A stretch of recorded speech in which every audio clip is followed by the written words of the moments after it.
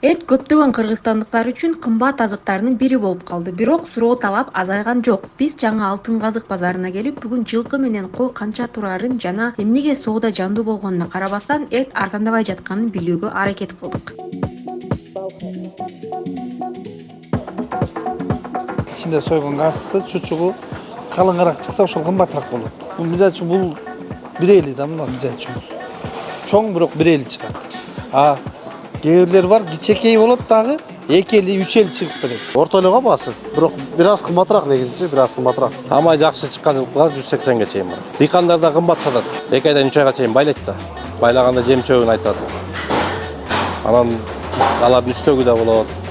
Ошого жараша бизге кымбат сатат. Мурдагы жылга караганда бир 20-30% кымбат. Общий тушаны алып туруп, таразага коюп, ошол килоны бассаң, ошол сумма чыгып калат. Мисалы 130, 140, 150 чыгып калат. Нарындан келген, нарынын койлору. Баалар ар кандай 12 миң сомдон баштап 25 миң сомго чейин бар баалар. Чоң кичинесинен да. Кой, козу, токту, бору кушуларынан айырмаланат да баасы. Майда жандык менен иштейм, кой, козу. Азыр 10 миңден 20 миңге чейин сатып атам мен. Быйыл эми жылдагыдан кымбат. Себеп муну күйүүчү майга баары эле ошого байланып калган. Азыр күйүүчү май мурда бир биз 60тан куя турган болсок, азыр эми өзүңүздөр көрүп атасыз, биздин куйган дизель майыбыз 80ге чыгып кетти. Анан жол киребиз да кымбат, запчасттар кымбат, ошол негизинде азыр мал саал мурдагыдан 1000 сом кымбат десем жаңылбайм да.